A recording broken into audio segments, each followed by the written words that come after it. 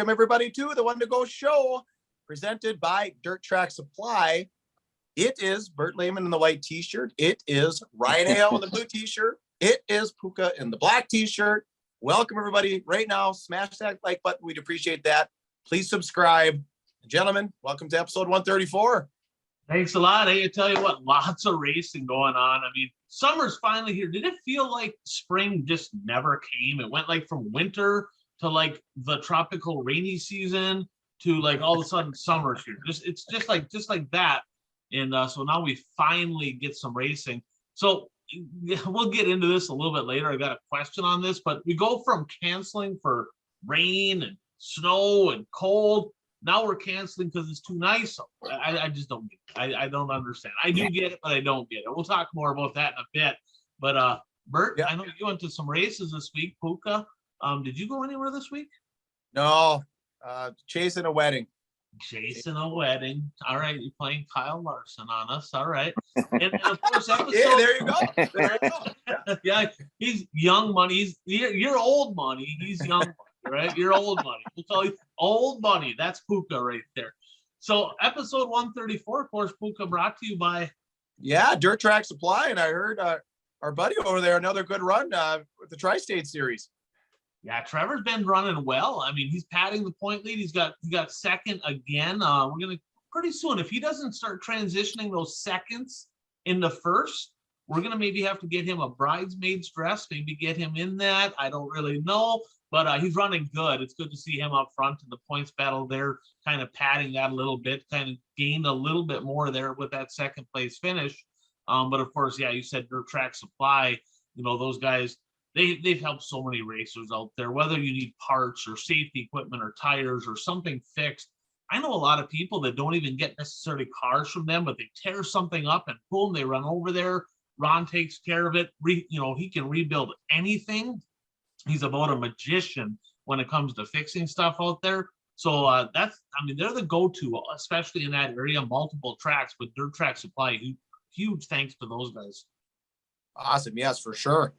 All right, so we're going to get into Bert with some what you attended. Is that where we want to start? Yeah, Bert's the only one that actually went to a race this week. The rest of us kind of sat on the couch in the air conditioning. So Bert, I know you went to Shawano, didn't you? You go anywhere else? No, I just went to Shawano. I did watch Clash at the Creek at 141 on Flow Racing, but Shawano was the only one that I attended in person. It was a really cool night. Hall of Fame night at Shawano Speedway is always a fun night. I saw a lot of people there that I haven't seen there in probably like 20 years because you get the fans of the two drivers who get inducted into the Hall of Fame to show up. They stopped attending races when these drivers retired, and now, they came back for this one race, and it's always really cool. But Doug Blashy, who raced late models he said his racing career lasted 40 years. So he raced a long time. And then also Brad Roloff was inducted into the Shawano Speedway Hall of Fame. He's more recognizable in this area for racing modifieds, but he also raced late models and then IMCA stock cars at the end of his career. He's actually, at Shawano Speedway, he's won features in 3 different divisions.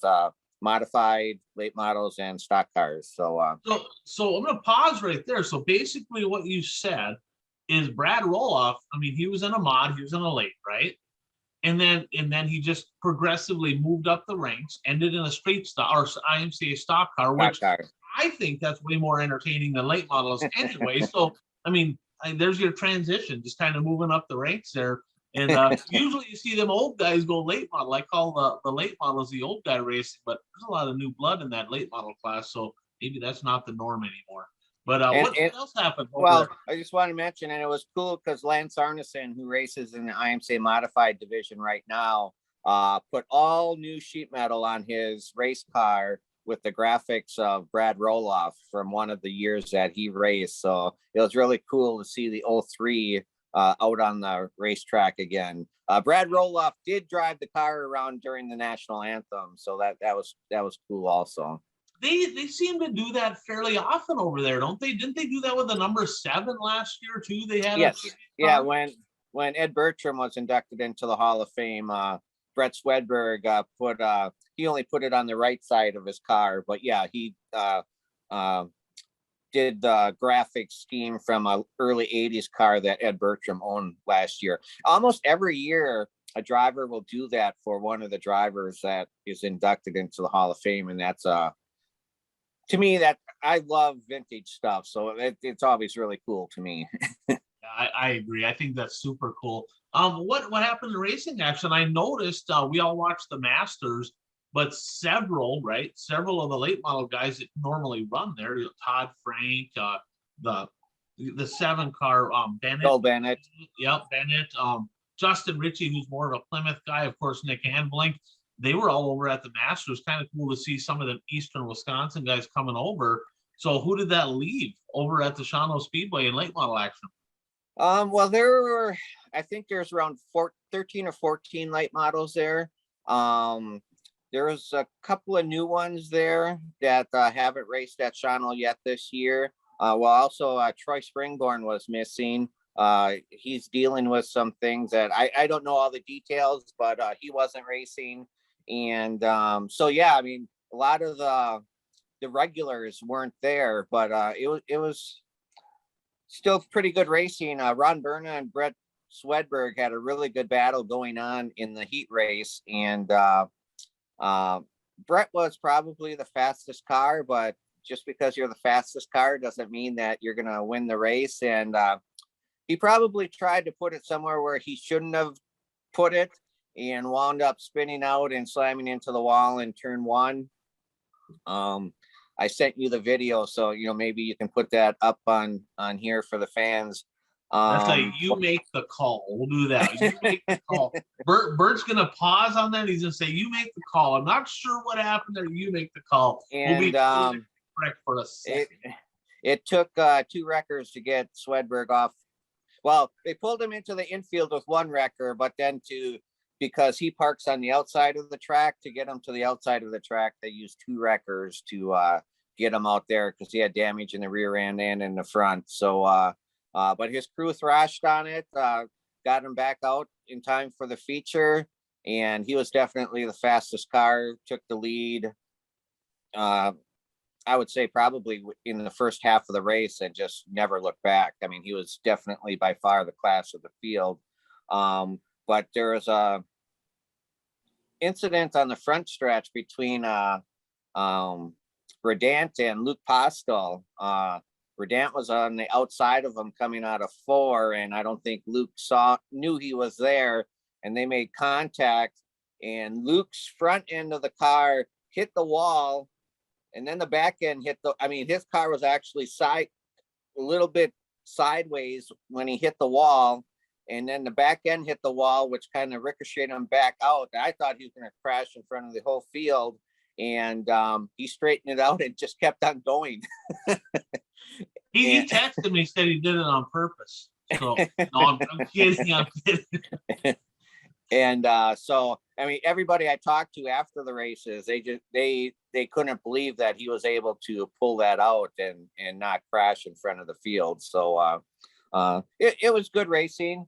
And we're going to get into this a little bit later, but Johnny Whitman made an appearance. That he usually races at Shawano Speedway on nights when 141 doesn't race, and that was the case on Saturday. And him and Mike Mullen battled in the IMCA modified feature, and Whitman came out on ahead to win the feature to add to his winnings on the week. Yeah, he had a pretty good week. We'll talk more about that in just a second here. So you made it over to Shawano. Always good to make it over to the high flying half mile. Puka, you and I are going to have to make it there at some point, right? I've never been. I've been to the track in Shawano. I've heard a lot about it. There's so much history there, but I've never actually saw a race live. Well, you're a big modified guy, so maybe I don't have the exact date. It's in July. 5,000 to win modified show with a 2,500 to win stock car show. Okay. Together on the same night. Well, I'm gonna knock on wood here. Maybe I won't be on the road. Maybe I'll be able to be home and make a trip up there. We'll have to see what falls into place once we know the schedule there. So what do you say we get into the next segment here, Puka? What are we going to talk about next? Oh, Yeah, one more thing. I just want what to do you got? mention that Brad Miller won the feature at Plymouth Dirt Track in the late model division. Okay. They had- I'm guessing I think- Schmidt. I'm going to guess A. Schmidt was second. I don't remember who was second. They had like 11 cars there, 11 And late three models. of them are Smiths, right? They got a whole bunch of them. So I'm guessing probably pretty good odds. They're always up front there. So good run for Brad Miller. Good to see that. So Puka. Yeah. Let's dive into the top 5 moments of the week here. Brought to you by our friend Brad Parsons, Ryan. Yeah, Brad Parson. We got to get this dude out on the racetrack. He's texting me. He goes, I'm about ready. I think I'm going to make a trip up north. Dude, like seriously, just get your car out on the racetrack. I'm not really sure what to say. But farmers, hopefully by now you got all your stuff in the ground, but get a hold of Brad. I mean, he's got solutions for all times of the year, and he can help all throughout the country, but I think his region is North and South Dakota, Western Minnesota. He'll take good care of you. He has the products that you need to help you increase your yields, increase productivity, increase profitability, which we all like money. So get a hold of Brad Parsons, for racers, by racers. He's got what you need. Get a hold of him and he'll take good care of you. So number 5 in Puka, I think you maybe just finally watch this. It's Hell Tour has started this past weekend, and there's racing almost every night for the Hell Tour. So we're not going to touch on every race, but my goodness, number 5, probably the most entertaining race of the weekend was Fairbury. I mean, half the guys we know, let's be honest, right? I'm going to pick on Jody Belfi and a couple of them. They would never even unload the car. There's no way. They'd go there. They'd love it. They'd be like, this is awesome. I'll watch, but there's no way that Jody Belfi would unload his car. But the smooth operator, Bobby Pierce, in the heat race had electrical issues. I'm not sure what happened. He said, I'm not an electrician. He changed about everything, had to come through the B, started 22nd and carved his way all the way up to second on the high side. It was absolutely impressive. Locked down late in the race, but Chris Simpson held him off. I mean, Pierce was there, had a couple shots at him, got kind of to him in lap traffic, but he never quite had a good enough run to get by Chris Simpson, which I'll be honest, I'm pretty impressed. Chris Simpson, not a guy that I'm used to seeing run up front at like Hell Tour races, and I think he had a pair of them. But that race at Fairbury, if you haven't watched it, jump on to Dirt Vision. If you don't have it, I believe it might be on Dirt as well. That place never disappoints. 22nd to second. I don't care who you are. That's getting after it. Number 4, and I had several people text me this one, guys. Kyle Kopp wins the Superstock feature at the Gondik Speedway in what might have been a Race of the Year candidate.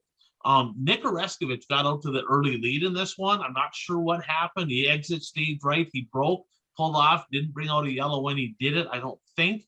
But there was a hell of a race between Terrence Spacek, Andy Grimala, Kyle Kopp, and Scott Lawrence got up in the mix. You literally had no idea who's going to win. I think Spacek led probably 5 times.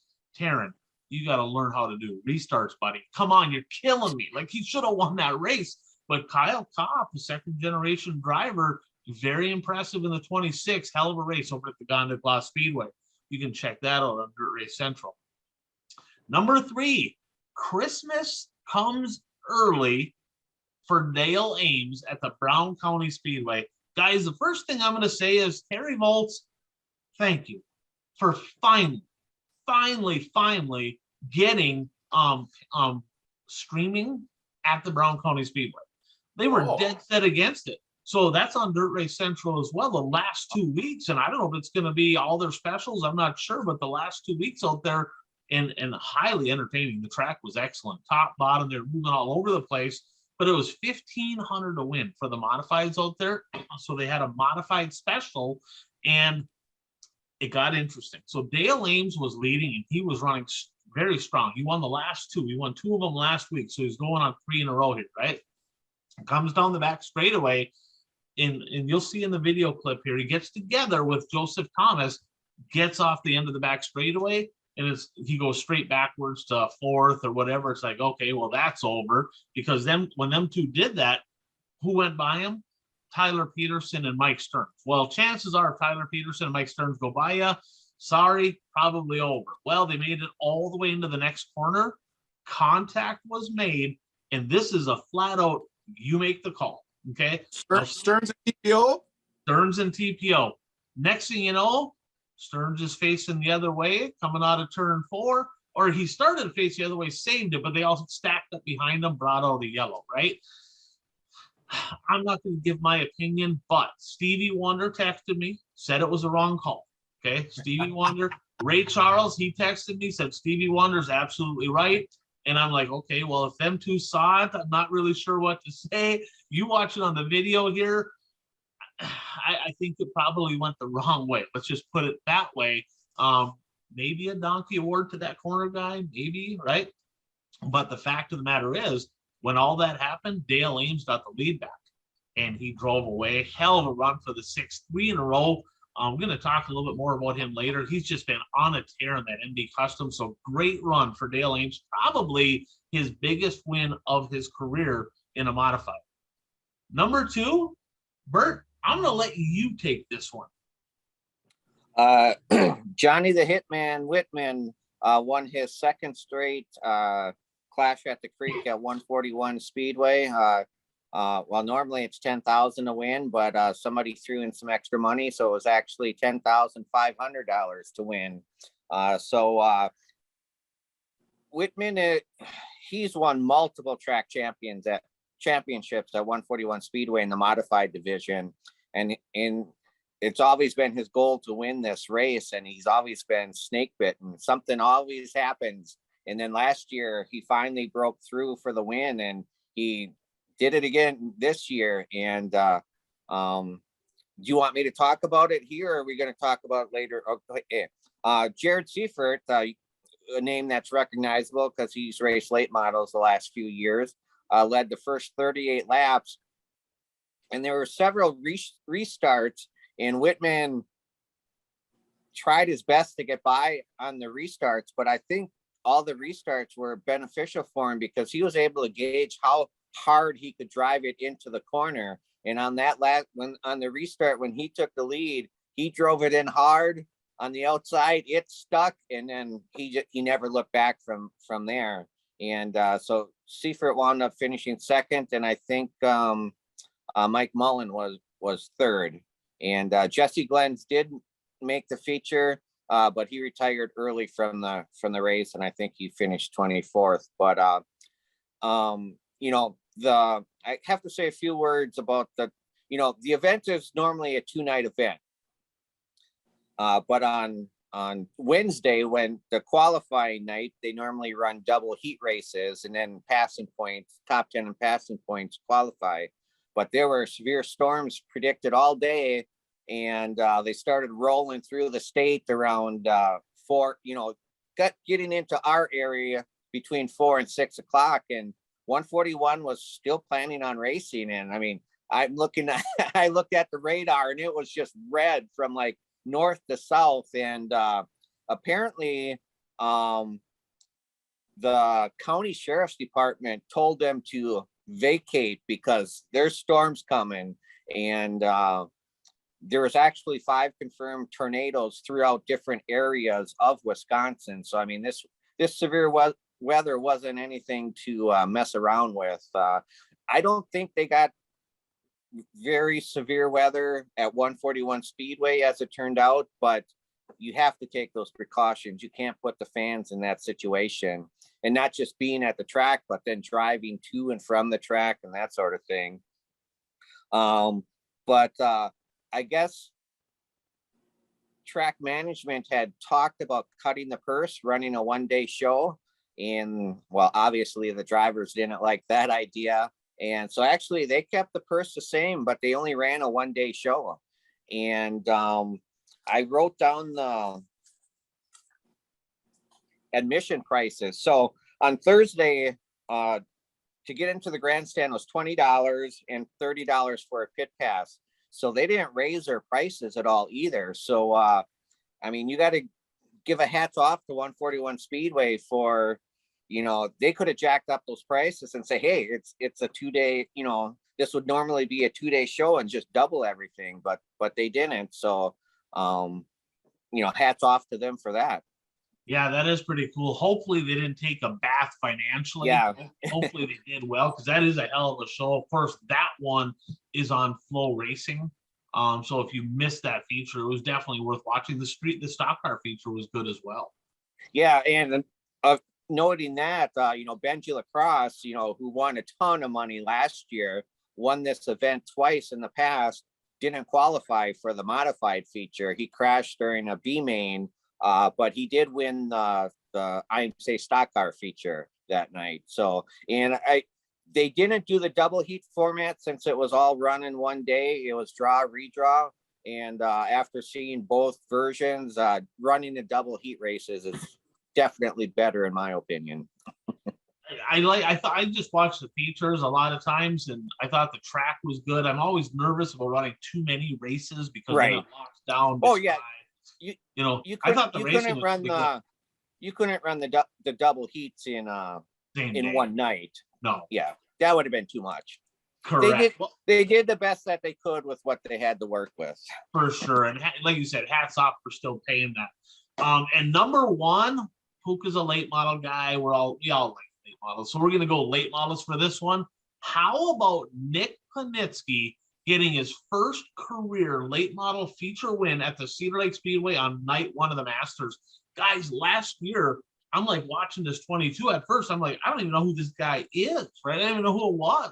And he was running up front, and I'm like, he's got car control. Like, this guy really gets it. Like, he understands it. He's a converted asphalt guy, now a dirt late model guy in an MB Customs, which almost everybody is over there, right? But highly impressive. And not only did he win, but he was throwing haymakers, right? Him and Pat Dorr were swapping sliders. I mean, he held off some really, really good cars. Good car count over at Cedar Lake. Tough break for him, though. He actually said in Victory Lane, I like getting up on the high side and stretching those rods. I don't know if you heard that in his Victory Lane speech. Well, he cracked a piston, and so he didn't necessarily stretch the rod, but he had engine issues, which hopefully it was only a cracked piston. It sounds like it's not catastrophic. So he was not able to race on Friday and Saturday after winning the opening night, but he put on a hell of a show. Keep an eye on that 22. I have a feeling he ain't done winning. He really gets around that place good. So yeah, remember it was a legendary. I think we came on our radar. He got like second or third. I think one of them was like same things. Like, who is this guy? And think about first, not just his first win, but on the big stage. I mean, Racing Dirt's filming the thing. It's going out nationally. I mean, the crowd isn't as good on Thursday as it obviously is on Saturday, but still, it's still the Masters. He can say he wanted the Masters. So congratulations, Nick. That was huge. It was like a Cinderella story. Yeah, and the car count was great, right? I mean, so you look at the car count at that deal, and so it's not like he was racing a 20 car field. And if you're going, hey, I just won a 20 car feature, nothing wrong with that, okay? But this was like in the 40s for car count. So when you win a feature when there's that many cars, that's tough to do, and to get your first one on that stage, that's just awesome. I really hope they get that engine back together soon. Let's stick with the Masters. Let's jump over to the recap, because that was, quite honestly, in the area, that was the event, right? Speed Day event. They had the USMTS mods, they had USRA late models, which are Limp B late models, or whatever, crate late models, whatever you want to call them, 604s. And then, of course, they're not WISSOTA late models, but they're kind of WISSOTA late models, right? You can run a little bit different with the restrictor, but it's about as close to a WISSOTA late model as you can get. What stuck out to you guys? Puka, you haven't talked about, so let's go ahead and start with you. From the Masters, what stuck out? And then, maybe touch on your biggest surprise, your biggest disappointment, just overall what stuck out to you in a whole realm of things. Well, the first biggest surprise when I heard Brett Larson was hopping in for Kevin Eater I think that was Friday, right? What'd you guys think of that? I mean, it's great, but I was just like, whoa, like, he raced. Where is he? Like, and so we've talked about Larson, like his kid is racing. How's he doing it? Because Larson's on the road all the time. But I thought that was interesting. And, quite frankly, I can't even remember how he did. I think he got second in the heat, or was leading. He was leading the heat. Yeah, I think he got second in the heat. He was leading, and then I think G.O.A.T kind of worked him over. Was it G.O.A.T maybe that beat him in the heat, or was it Chad Mead or one of them guys? I think it was G.O.A.T. I think you're right. I think he tracked out. Yeah. So I thought that was kind of interesting. Shane Edgington coming to town. I don't know if Shane Edgington, if somebody out here knows, or Shane himself, please comment. I don't know if Shane Edgington, has he ever been to Cedar Lake? I know Scott Gritter down. Maybe, but I don't remember seeing him there. Yeah, so I thought that was interesting. And I thought, if indeed it was new for him, I thought he did pretty well in the weekend. Jimmy Mars, obviously a big rebound weekend for him. Went about as bad could be last weekend out in Eldora, because it was the first day time trials, right? When he smacked the wall. Yep. Okay. Did he ever come back? That was the weekend of my hockey tournament, so I didn't even watch. He did, but I mean, being that he wrecked in time trials, he started back to the E, started back to the B. It was a disaster. He did come back, but you could say he didn't come back. Right. It's tough to rebound from that for sure. Yeah, and then the last note I took was, how about Jordo Talixon and that B feature on Friday with the pass at the end there? That was pretty exciting. So, like you said, I was impressed with the car count there on the late model side. The late models is pretty much all I watched, but I thought the car count was pretty good. What was it, the 23rd Masters? It's kind of like, it's been an event that I've been to several times. I remember when it was World Dirt Racing League. I remember when sprints were a part of it. I remember, when they brought in the USMTS mods. I remember when it's a kickoff for the Hell Tour, 10 years ago. I think it started, so I've seen this event evolve, and I guess I'm glad it's still going. So Bert, you want to take her from there? Sure, I'll just make a few comments. I didn't see any of the action, but I did. We mentioned the Eastern Wisconsin drivers who made the trip over there. It was good to see that Richie, Avalink, and Bennett all qualified for the feature on the last night. I'm not sure how they did the other 2 nights. I know Nick finished in the top 5 the second night, didn't he? That's what I had heard. Yep. And so it's not a victory like Ryan wants, but but I mean, top 5 and that caliber of competition, that it's good run for him. And I think this is the second week in a row lock of the week. I got the lock of the week right. We're gonna talk about that. I'm pissed about that. I have a theory. We're gonna get to that right now. So I'm gonna jump in now a little bit on the Masters. So I know you guys are late model guys, but it's the USMTS mods, right? I mean, nothing against the WISSOTA guys, UMP guys, which is Nick Hoffman and everybody else, IMCA. The USMTS mod field is unbelievable, right? So, I mean, that racing was great all by itself. Dustin Sorensen, he stays hot, right? He parked in Victory Lane on night number 1. Minnesota guy, he's leading the USMTS points. Tanner Mullins kind of narrowed the gap. He's got a 59-point lead on Tanner Mullins. They don't race for like a month, the USMTS mods. Clayton Wagon, he ran really well. He kind of faded a little bit, but I think he might have got 4th on night number 2. Let me take a look here and see. Yeah, he did. So night number 2, Clayton Wagman, I believe that's a full-fledged WISSOTA car. Okay, so you talk about, you got Lethals and Mullins chassis and Hughes chassis. His father-in-law is Jay McDonald. Okay, JMR chassis. I mean, let's be honest. With a win 1B main, that's a JMR also. He's ran well. Had a rough weekend this weekend, but this just goes to show you don't need to go all the way to frickin' Charlotte to go get a race car, right? JMR is right here. He builds good hot rods. I don't know why more people don't have them. There was a time in WISSOTA modified racing where if you didn't have one, you were not going to win. It's just the way it is. Late model action. A guy that I was really, really happy to see there. Your reigning WISSOTA national champion, Cole Searing. He made the trip all the way over from South Dakota. Was there any other South Dakota drivers there, or was he the only one? I don't remember seeing anybody else, right? Because I know that Wards weren't there, and McDonald's, I think they're still planting. I don't think they were that. I know they weren't there. So Becker wasn't there. So he might have been the only one. And he got 2nd on the big show, 10,000 to win. In fact, he tracked down Jimmy. Now it lapsed, right? And my guess is Jimmy just put it into like, I'm a veteran, right? I'm not going to do anything stupid and get out of the rubber. So my guess is he kind of throttled back a little bit, but Searing kind of got to him. And we both know that Cole Searing is not going to move Jimmy Mars out of the way. he will not answer his phone calls anymore, but he never really got close enough. But really happy to see him there. So I would say that was my biggest surprise, the biggest thing I was happy with. If I had a disappointment on the week, guys, the marquee night, right? 10,000 to win on the final night, the biggest show, the track was terrible. It just was. I mean, I get it. It was hot, sunny, right? All that 3 nights of racing, but it latched down early. It just was super uninspiring, especially the late model feature. So I got a question for both of you. Would that event be better if either A, they got rid of a class, right? Just get rid of the USRA late models, nothing against them, but there's just too much racing on the track, or B, just go to 2 days instead of 3. What's your thoughts? Go ahead. Well, did they farm the track before the features the final night? Kind of, but not really. I mean, they just kind of tilled it just a little bit. That wasn't like a full-fledged farming like the USA Nationals where it's got some moisture in it. It was kind of they scraped it a little bit, but it didn't do nothing. The late model feature, they watered it, but they might as well not have done it. Mm-hmm. Okay. I mean, it's tough. I mean, when you think of Cedar Lake, what event do you think of as being their premier event? USA Nationals opener, huh?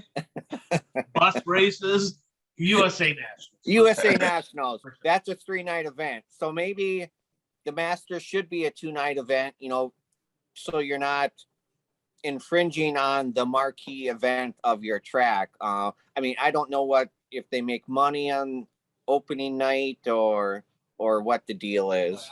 I don't think they made much, right? I mean, I looked at the crowd and Saturday was pretty decent. It's hard to tell because the place is so big. They got so much seating there. It's not like, I mean, if you took the whole crowd they had there and put it in a typical grandstands, it would have been jam-packed, right?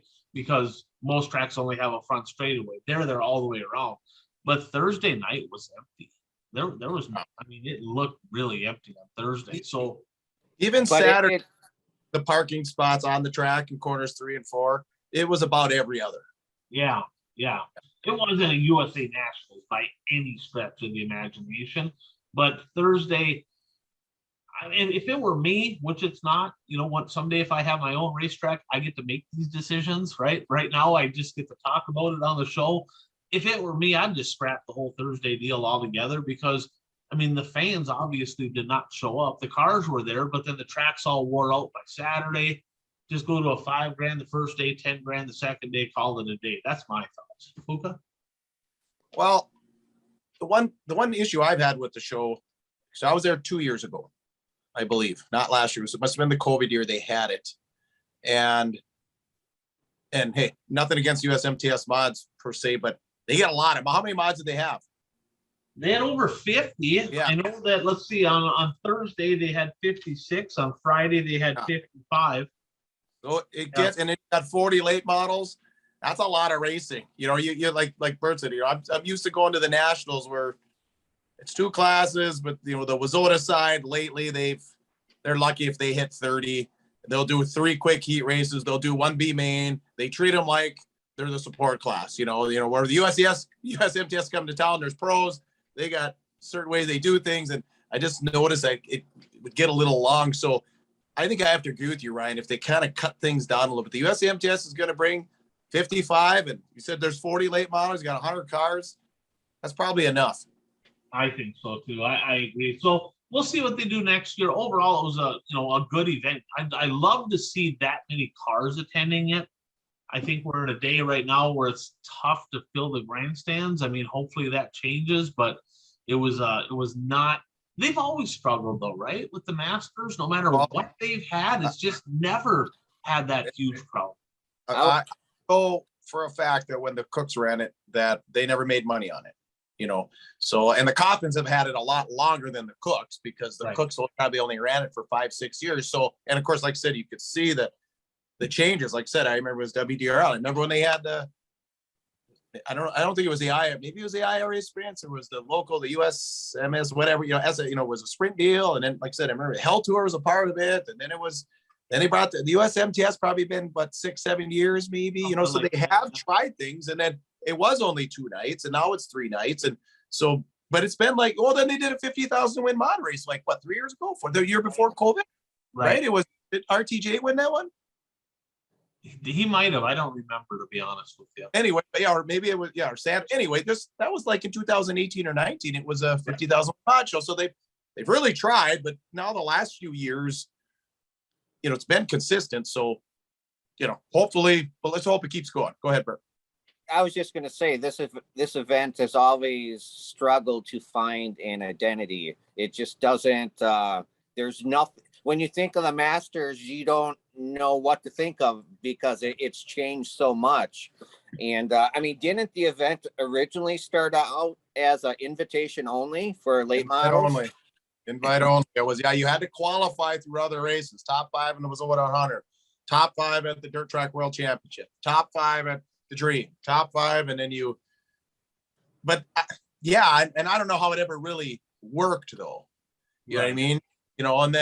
And then I remember it was technically, I'm pretty sure it was technically called the Masters, but I remember Tony Stewart running there in the JD Byrider car, and probably like 99 to, well, it started around that time, but I remember Auckland Stars. It was the Stars. Remember the Stars series?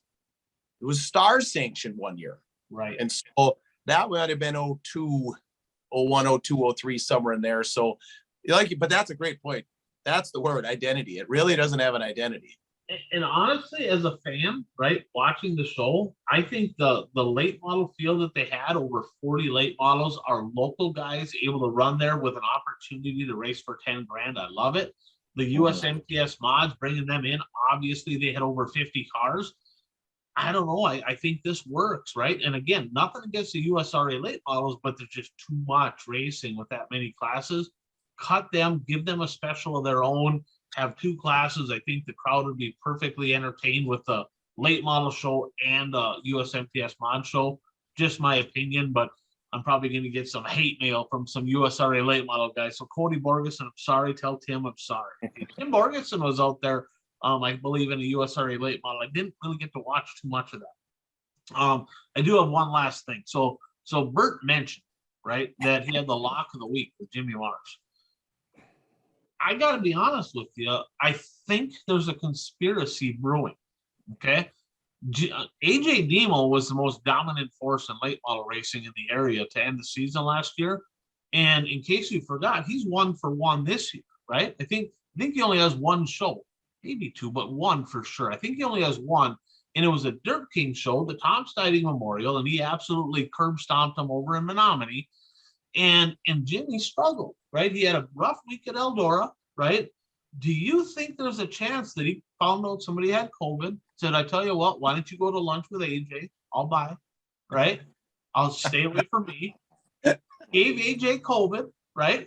And then they found out a little bit late, okay, don't come back into work because you have COVID. Now he's going, what the hell? I can't race. And Jimmy's going, well, I can't. That's really not my problem. Do you think that maybe there was a seed planted there to, I'm just saying.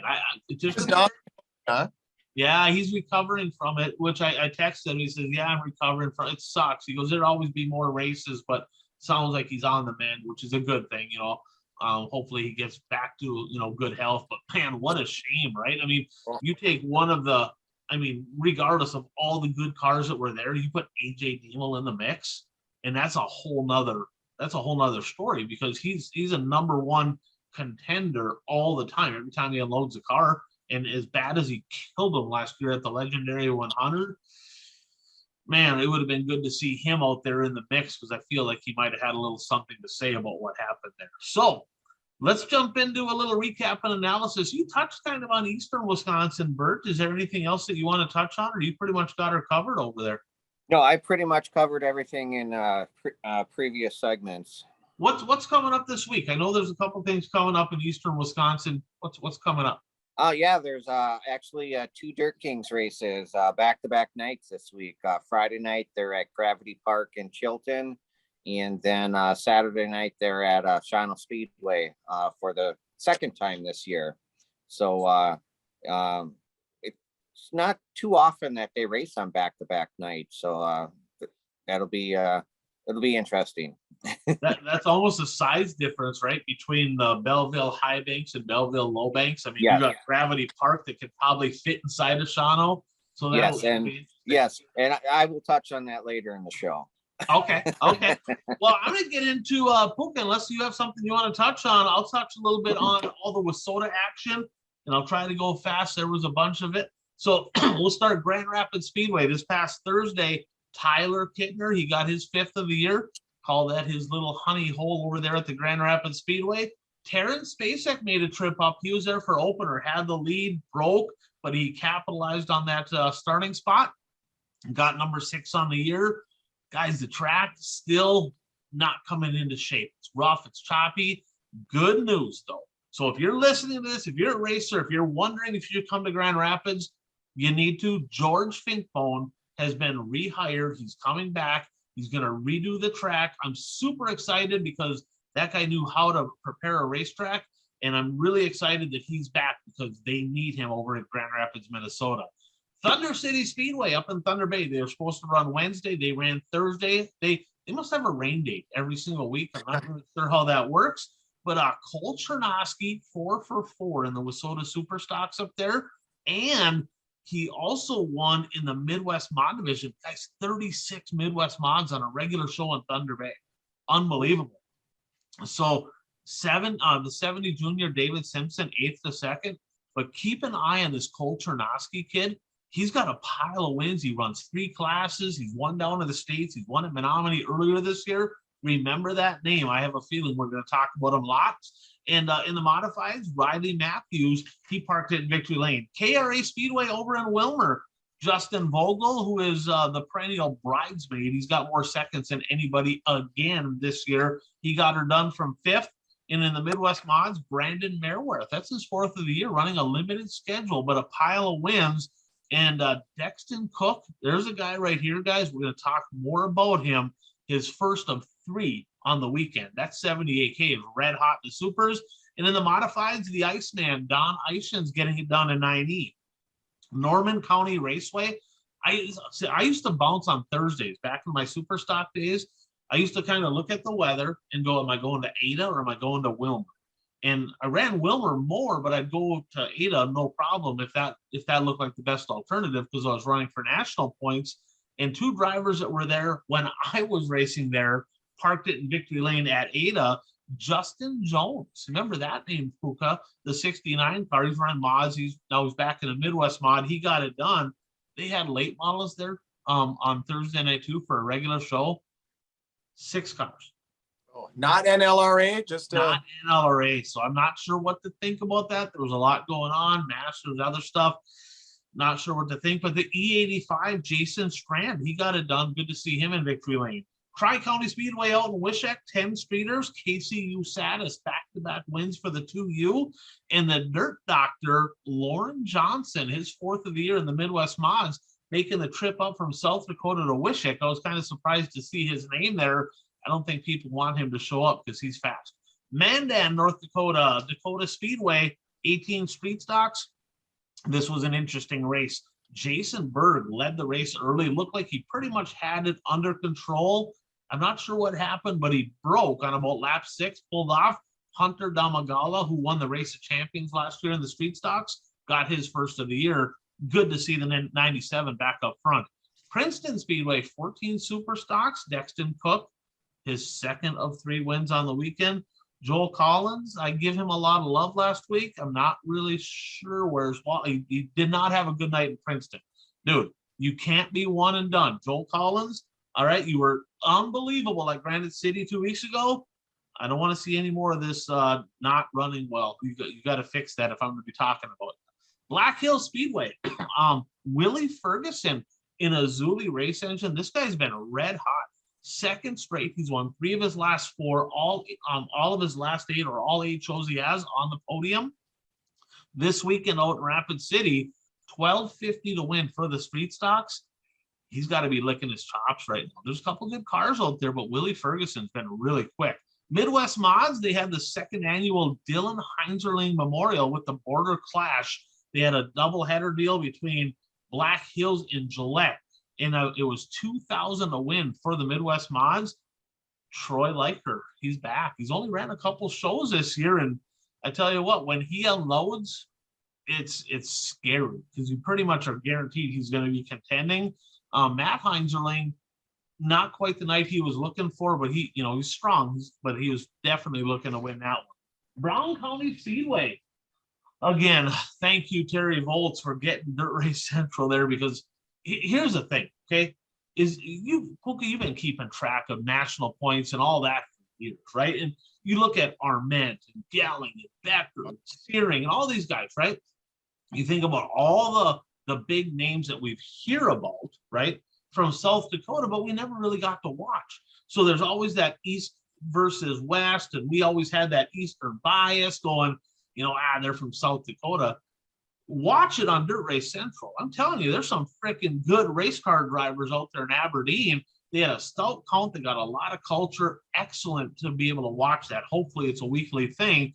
In the street stock, Miller's Luke Johnson, he got number 3 on the year and ended the 2021 by winning 2 of his last 3. Actually, this was his first of the year. Number 3 he is, but he's ended strong and he's back in victory lane.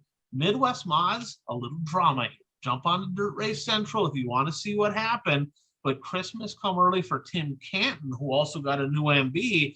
But what happened is Connor Blumhart was looking for his first win, for his first career win, never won an A-main, right?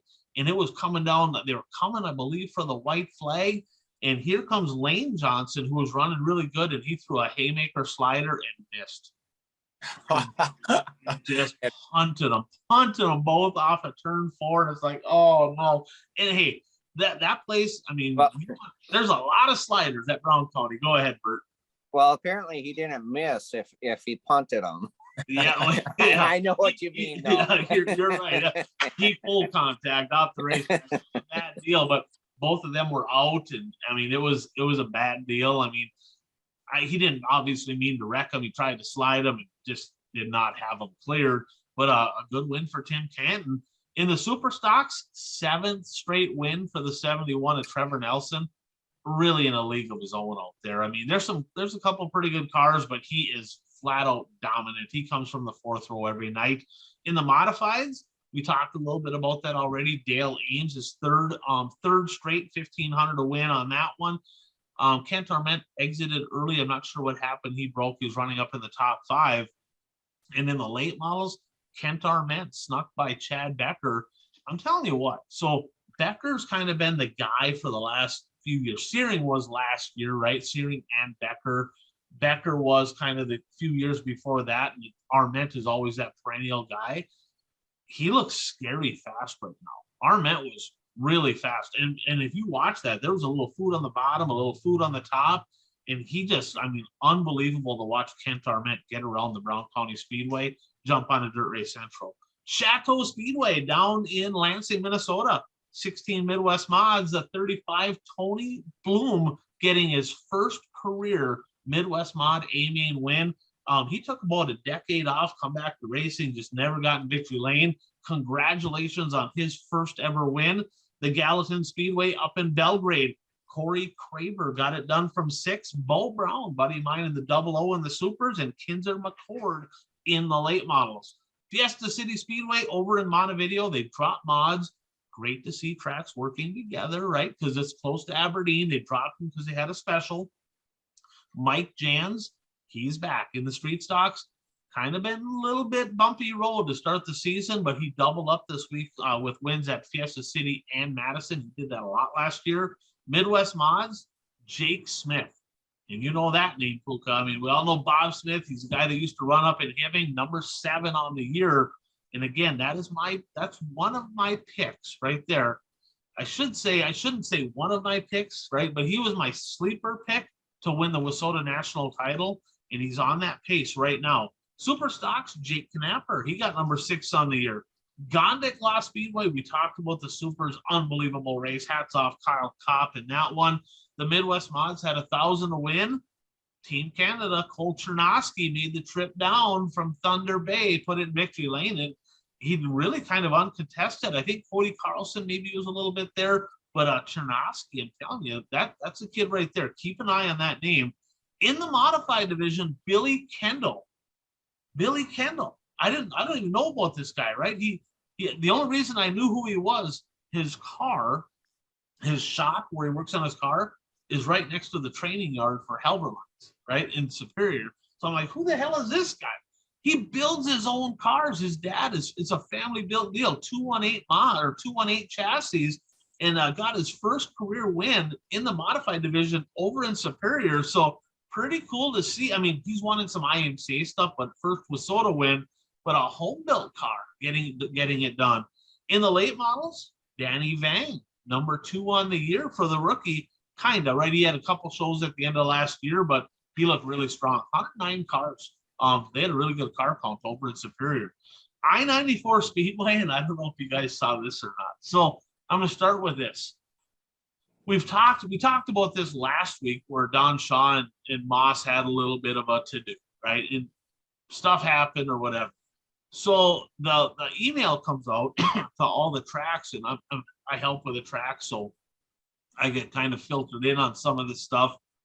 Don Shaw got a 2-week WISSOTA suspension from his actions at the I-94 Speedway, which he owns. In the history of racing, have you ever heard of somebody that races at a track they own suspending themselves ever?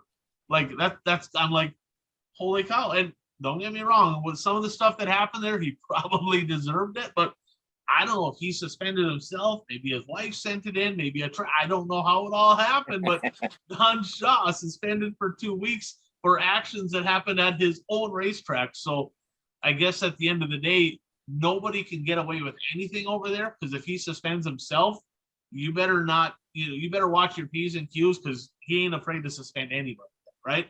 Street Stocks, Kyle Dykoff, Midwest Mods, Travis Sauer, who's super strong over there. And in the late models, the guy we just talked about, Dave Moss, he got it done from 6th, but that SSR of Ryan Michelson, guys, 11th to 2nd, and he was kind of tracking Moss at the end, so he had a really good run over there as well. McLean County Speedway over in Underwood, North Dakota. Every year they have that double header. I think it's during their fair where they have late models come in, and 2,000 to win each night. 9 cars the first night, 13 the second night.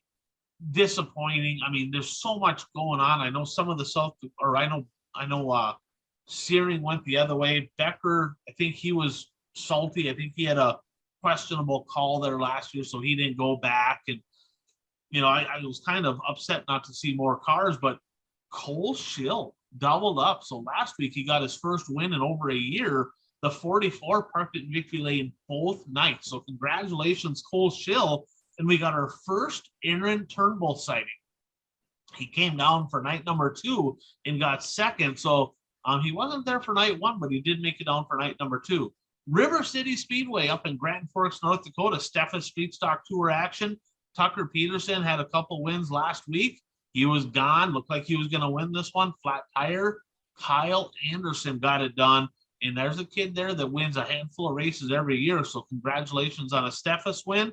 Rebel Midwest Mod Tour. Lance Schill has been flat out dominant up there. Just dominant. And he was dominant again. But a guy that stayed with him, Corey Stork, was right on his bumper, but they pulled away from everybody else. But Lance Schill back in Victory Lane. And in the late models, let's see here. Yeah, Peterson. Joey Peterson in the 7, a guy I used to race against in the Super Stocks. He actually took the lead, and then there was a yellow. And Greg Freestad, a guy that I don't think he's visited Victory Lane, he led a pile of laps. Actually looked good, but after he took that slider, he just kind of faded. I think he maybe finished 5th or 6th. Salmon Valley Speedway, I'm not going to get into results here, but I just kind of keep an eye on them because they're trying to get some WISSOTA stuff going on. They're trying to get WISSOTA Supers. Interesting place. They actually had some video footage online on Speed Sport, and you can watch out in Salmon Valley, Salmon, Idaho it is. So kind of an interesting deal to check on. They're trying to get some WISSOTA classes, but it's not quite working yet. Big Sky Speedway out in Billings. Puka, you've been to that place a time or two, right? Mid-20 Midwest Mods. Vance Lorenz in the Midwest Mods. You know who builds his motor? Nick Hoff, Hard Charger Race Engines. Good buddy of ours. Yeah, got to give him a shout out. He used to build my motors. Good buddy of mine. 12 street stocks out there. Corey Craver, his second of the week. The big three, I call them the big three, finished 1, 2, 3. Of course, Corey Craver, Rob Petrov, and Jeremy Castro. And in the late models, Kinzer McCord. I feel like I said that name already. That's 2 on the week for him. Devil's Lake Speedway. They had the Steffa Street Stocks and the Rebel Midwest Mods. Local Dan Eberly, he got it done holding off hard-charging Johnny Carter and the Streeters. And the slump is finally over for the Nightmare, Lucas Rodin. He started out with a couple wins. He was absolutely like terrible. Remember I said he's in the not hot list? Well, he won the Rebel Midwest Mod Tour race in Devil's Lake. So I guess I give him a little mojo there and got him back on track. Electric City Speedway out in Great Falls. 8 streeters, Dave Azur in the street stocks, Travis Shumati in the Midwest Mods, and TJ Popham from 7th, holding off Casey Stephenson, who seems to win everything out there. So nothing against Casey Stephenson. Nice to see a different guy in victory lane at least once, right? North Central Speedway, 6th of the year for Dylan Nelson. That 25 car kind of bounces around a little bit. Keep an eye on him. He's going to win some races. The kid's getting better and better. Tomahawk Speedway, fan of the show, incidentally. Fan of the show. Colton Kluckman, and he's from Wausau. First career feature win. And he had a big post on there thanking Jeff Nowak and Bogdanovich that used to run speed stocks, and super cool to see a new guy get in victory lane. And I congratulated him. He goes, hey, I love your show, by the way. So thumbs up to him. Congratulations to Colton. And then SK Speedway, Bert's favorite track over in central Wisconsin. They had the last dance, and they're not racing this year. Go ahead, Bert. Did the lights stay on? The lights did. I'll be honest, man, a hell of a good car count. I don't know the exact numbers, but I mean, there was double digits in every class, and some of them were 14 to 16. They had a really good car count over there for the last dance. And Jeff Nowak, Zuli engine, he parked in victory lane in the streeters. Mike Widman, who he won a pile of races over there last year, he got it done in the Midwest Mods. And Brandon Dolman brought the Dirt Dueler house car up there. He got it done in the Supers. And local Chris Ortel, he got it done in the Modified. So who knows? Who knows what the future has in store for the SK Speedway? I don't know. Hopefully they figure out a way to keep that place going, but that's it for this year. They're done. ABC Raceway, Ashland, Wisconsin. Super Stocks, the Flying Farmer, Nick Reskovich, who had a shot to win Friday, did get it done on Saturday from 6th, which when Steve Stewart's been the man over there, not quite his night over there on Saturday. I think he got like 5th.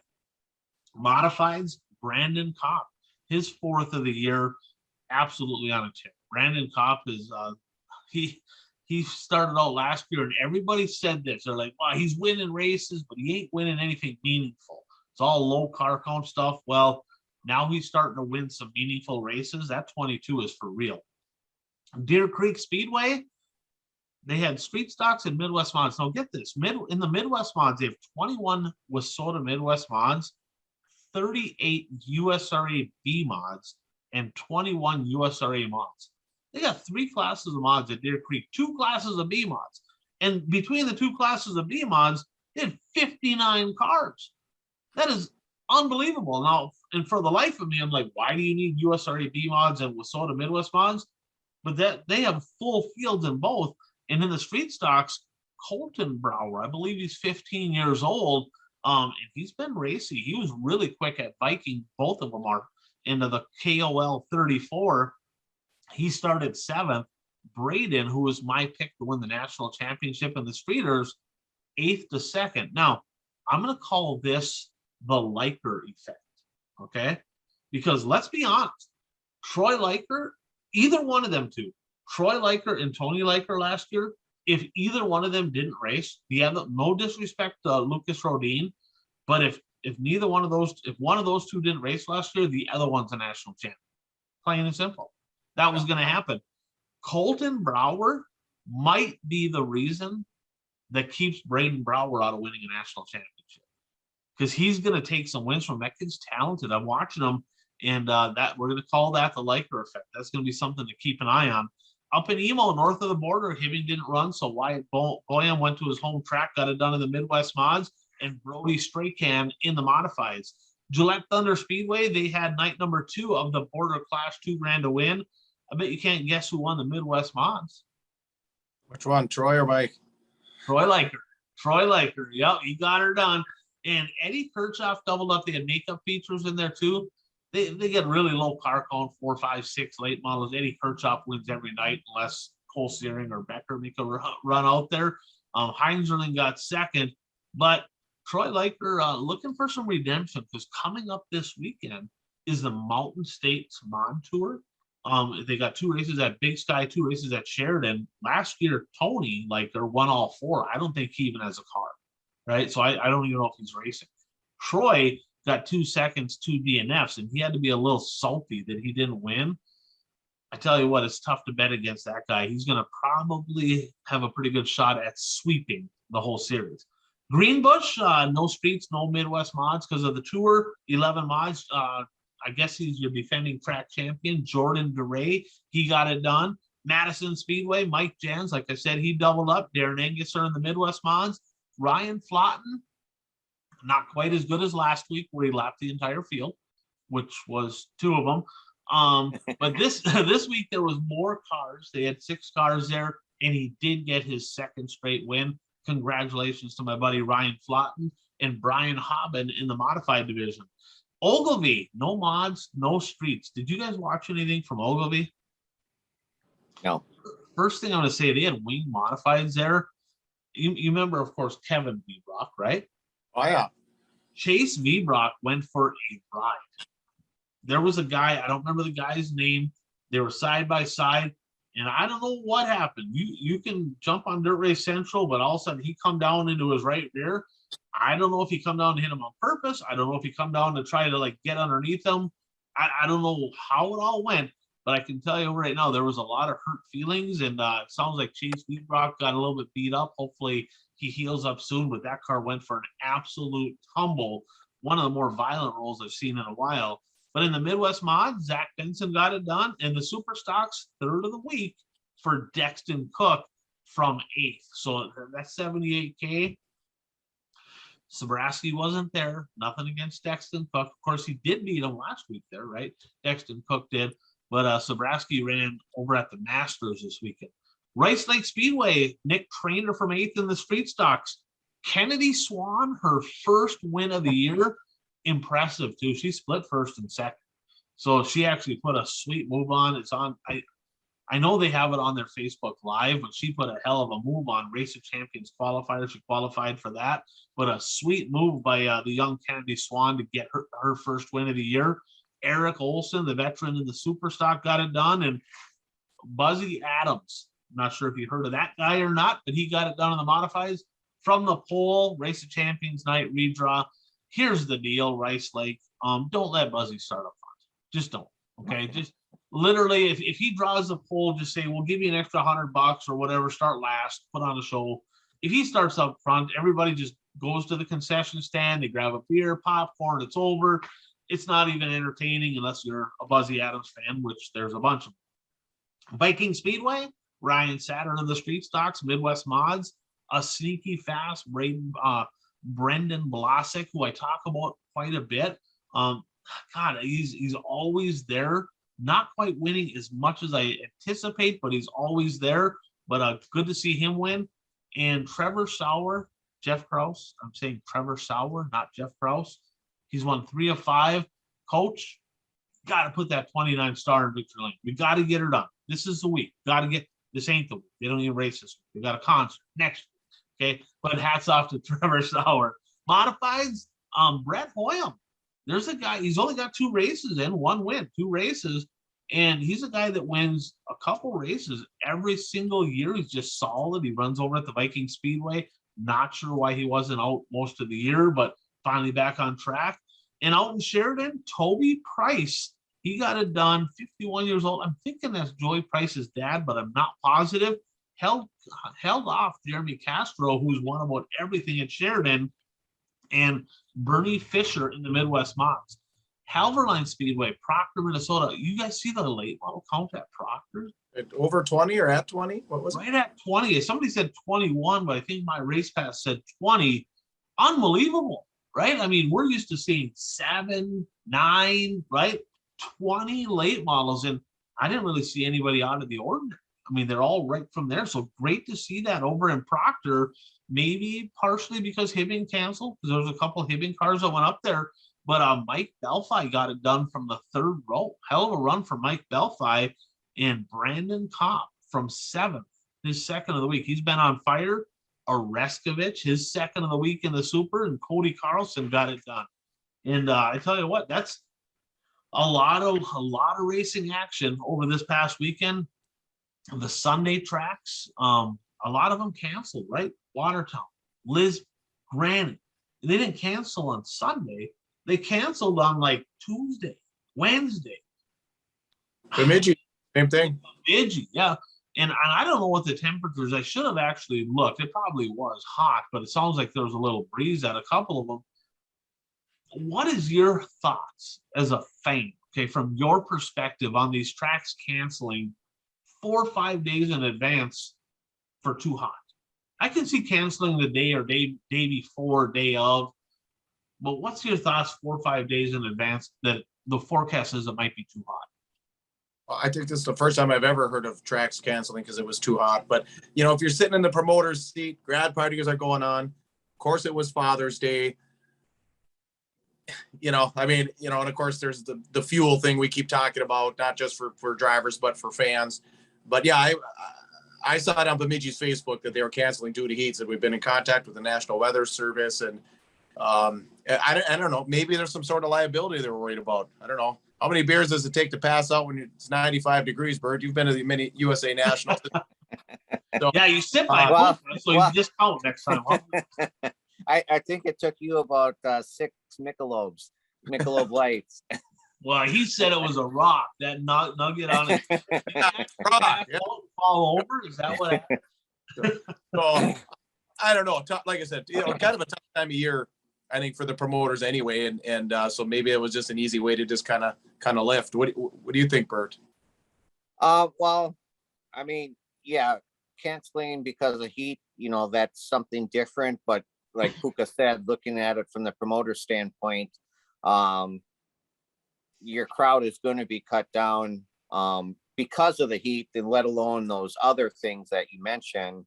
Now, I don't know if these tracks stream, but I mean, I just thought of this. I mean, if it's 95 and humid, and it's like, I could just sit down in my man cave and watch the races in the air conditioned house versus going to the track. That's another topic for another day, but I mean, it's interesting. I think the streaming supplements, right? The income they get from Dirt Race Central supplements, but I don't think it replaces. Unless you're in a situation like, you know, a couple of years ago where everything was closed down and they're like, okay, Right. well, we got nothing to do. But I mean, it's one of those, it's like you're damned if you do, you're damned if you don't, right? You know, people are looking at us like, oh, cancel for rain, we cancel for this, no, we're canceling for hot. There were some drivers a little bit upset. There's other drivers going, I don't want to freaking work on my car in 97-degree weather. Like, I'm not interested. I don't want to go with the tire shortage. You know what the track's going to do? It is harder to keep a track together in that kind of heat too. So it's one of those deals where, and with fuel prices, you know, I mean, there's a lot of variables there. And quite honestly, let's just be honest, right? There's a lot of racing. And some would argue that sometimes there's too much, right? And is it such a bad thing for tracks to cancel a few shows here and there when they don't think it's going to be financially beneficial to the racetrack? It's probably not such a bad thing. So I can see it from a business standpoint, probably being a pretty good thing overall. Well, and I mean, on the other side of the spectrum, I mean, like with the clash at the creek at 141 Speedway, the Wednesday when the storms came through, I mean, it was, you know, in the 90s that day, it was hot and humid, and that's what blew up these storms throughout the afternoon. And 141 didn't cancel, and they probably should have canceled hours before they actually did. I know some IMCA stock car drivers who didn't go, who were not going to go the first night because they didn't want to risk being in storms if the storms actually did come through. Right. Yeah, because I mean, we saw what happened at Houston's, right? I mean, when that storm went through, so I can see that side of it. But yeah, quite interesting. There was some races on the national scene this weekend as well. Actually, over in your neck of the woods, Bert, the World of Outlaw Sprint Cars had action. A pair of shows at the Beaver Dam Speedway, the JB Jim Boyd Memorial. Did you get a chance to watch those races? What stuck out to you in the World of Outlaw Sprint Car action? I did watch the highlights of both of the features, and the Friday night feature. They had a hard time getting that one started. There was several rollovers before they actually were able to get a complete lap in, and the one was pretty vicious between three drivers on the backstretch, but everybody was okay. That included Craig. I guess he's out with a concussion now. Oh, is he? Craig Kinzer. He wasn't. Yes. Okay. Yeah. His crew chief was not happy. His crew chief actually went across the track and was in Noah Gass's face on the racetrack. And I'm like, throw a punch. Come on, we need something to hit him. And he never did. But, the overall winner, I think, on that whole weekend, Sheldon Onchild, right? Buggy Bobby getting her done both nights, moved from fourth all the way up to second in the points. He was 74 points back. Now he's 42 points out of first behind the ultra consistent lack of wins for this guy, but Brad Sweet leading the points. But I don't know how he's leading points. He's just always there. Every single night. He's always there, and he very rarely does anything crazy. Another event that went on this past weekend, Lucas Oil Late Models, they were supposed to run down at Cherokee. That one actually canceled. Smoky Mountain had they had their prelim races, and then they had I guess it was 50,000 to win. What stuck out to you guys from the Lucas Oil race over at Smoky Mountain? What can you say about, JD and Madden just continuing their ways, on would have been Friday night, the prelim night, right? And then, of course, Madden getting the one on Saturday and 50,000 to win. And remember last weekend we got second, that was $100,000 to win. So 150,000. Was it 20 to win on Friday night, I think? Friday was a pair of shows. It was 6,000 to win each Friday. Okay. Yep. So, I mean, awesome weekend. And of course, I think, and I'll turn this over to you. I'll just bring up the name, but that Carson Ferguson, if you didn't know who he was going into the weekend, you know who he is now. Yeah, he got third in a prelim, and I'm not sure where he finished in the main event. Maybe Bert's got that, but yeah, he actually turned some heads. He was pretty quick in that 93 car. Jimmy Owens won a prelim race, one of the prelims. I don't know. The track was okay. I mean, there's nothing, I guess, dramatic about this one. I mean, kind of what you expect, right? You got Chris Madden first. You got Davenport there. Overton was third. Kind of got to Davenport, but then faded a little bit at the end. The 20 RTJ just kind of on the outside looking in. Marlar looked strong. The point action in that deal, going in, Shepard had a pretty big lead, but Shepard, he got ninth. I mean, he's leading the points, right? But I mean, when you look at it, Madden, Davenport, and Overton, they're not running for Lucas points. But when they show up, they're the top three, right? So I mean, if they were running for Lucas points, would Shepard be leading points? I don't know. Maybe not. Turbo, who's second in the Lucas points, 19th. Just terrible. Why aren't we? Shepard hasn't won since they left Florida. No, he's struggled, boss. And Brandon Shepard's still leading the points. He's got a 65-point lead over another guy, ultra consistent, always there, T-Mac. And that's a guy right there. He got 6. He's just on the outside looking in. But Lucas Oil points, it could get dicey. I'm telling you, Shepard's leading right now. And we're talking about Shepard and Turbo. But is a smart money on T-Mac right now? Well, T-Mac was my pick before. I believe he was my pick before the season started. I think he's the safe bet right now. I don't know.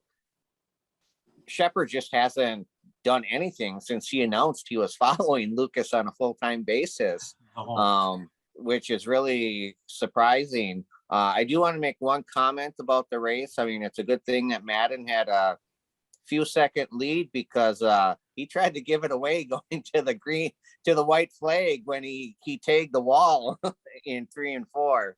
And he was behind Turbo. He said Turbo kind of made a lane change. That's what he said in victory lane.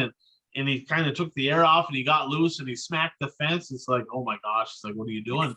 And it's easy to do. You get the air off of them things and funny things happen. But yeah, that was probably the most interesting part of the race. Was like, everybody kind of has that sigh, and then it's like, okay, he's good, he's got her done. So Madden and Davenport, they're just on a hell of a season right now. Matt's the only guy that can win in a rocket, really. I mean, like I said, and that's why I'd put my money on.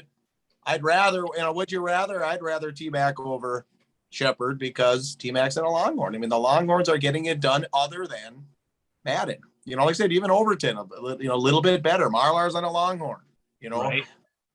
So, Dennis Erb is winning, in the JV league in a rocket, but talking about the Lucas. We're talking about the varsity.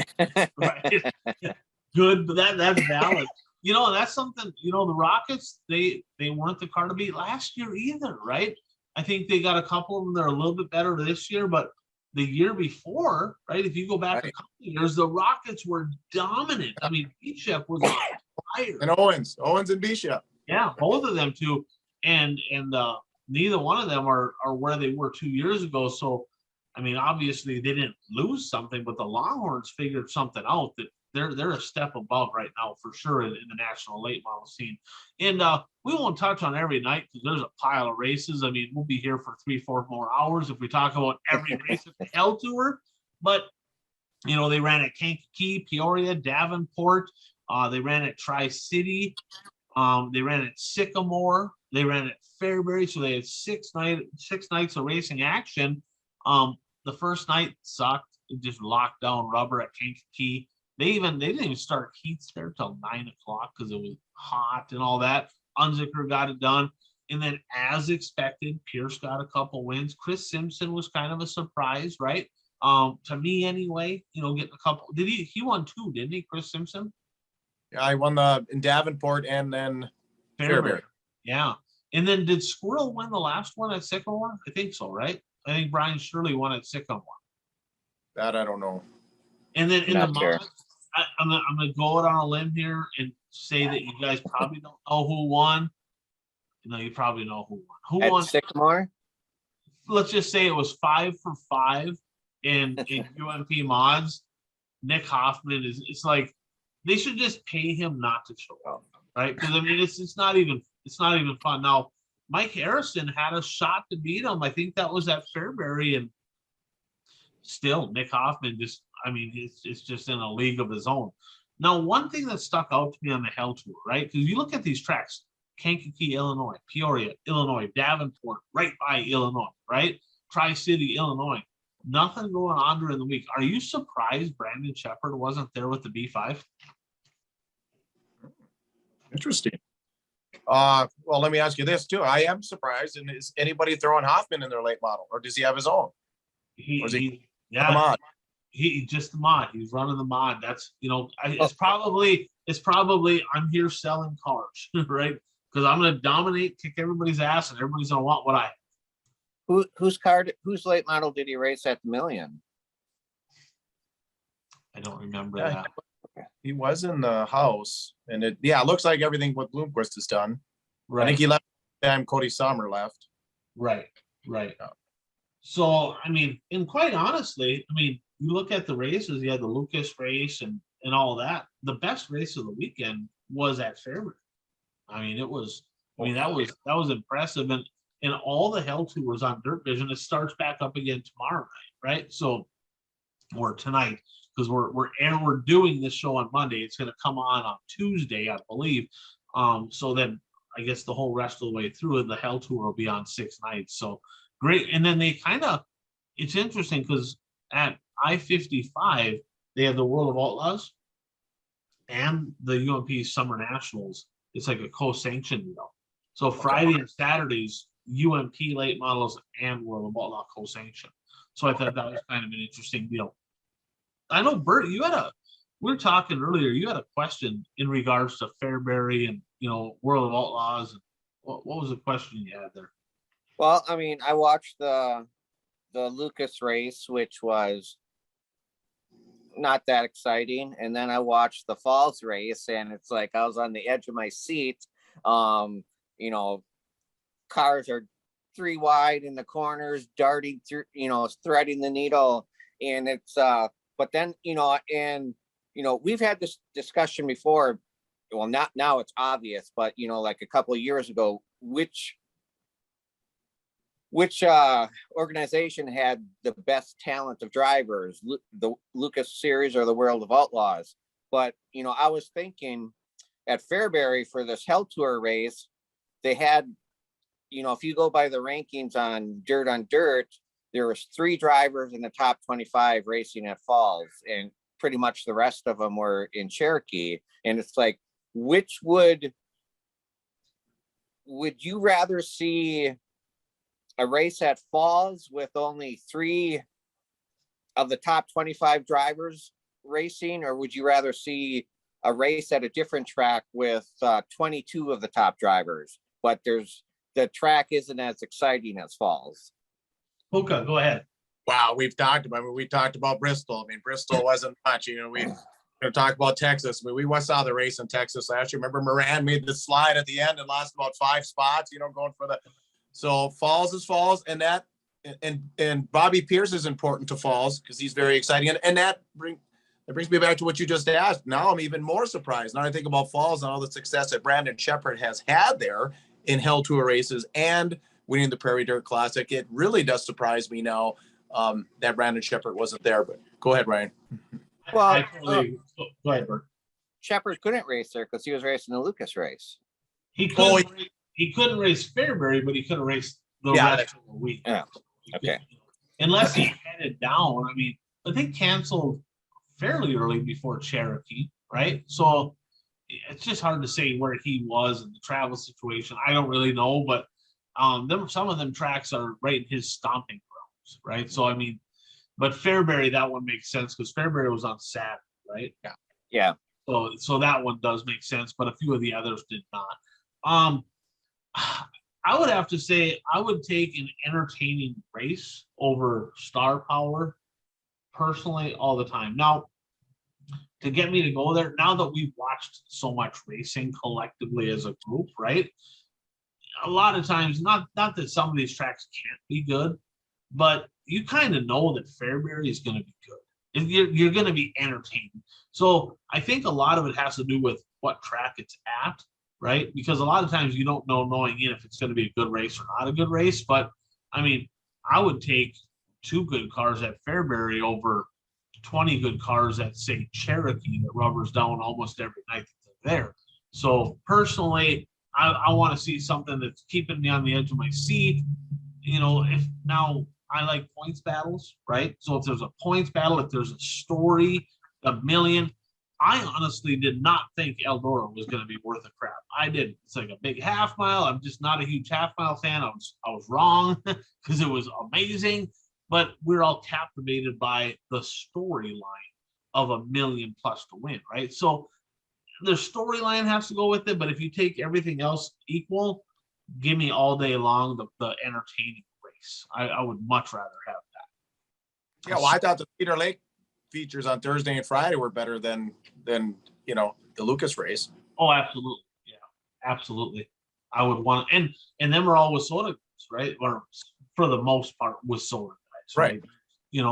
So yeah, you're exactly right. And I think that we've seen a lot of good races where they maybe don't have star power, so to speak, as compared to JD and so on, but they can provide good racing. Bert, what's your thoughts on that? No, I agree with you. I mean, I would take an exciting race over, in the moment. Now, preparing to go to a race, you want the star power, but in the moment, I'll take the exciting race at Falls. And I mean, I think what this shows is that, just because some of these drivers aren't that well known nationally, there's some pretty damn good late model drivers racing on the Hell Tour. Absolutely. So let's get into the next segment, guys. A blast to the past, brought to you by Impact Health Sharing. And again, if you pay for your own health care, if you don't have health care, if you're paying too much, if you think you're going to pay too much, get a hold of me. I'll shoot you a quick quote. If I can help you out, keep some money in your pocket, that would be great. Families coming in, family cost with a 2,500 family deductibles right around $600 a month. So, I mean, you're looking at families paying for traditional health insurance. I've seen some as high as 1,500, 1,800. We're talking significant savings. Give me a call, see what I can do. Puka, 134. Do either of you have a 134? Nada. I do I not. don't either. How about 34?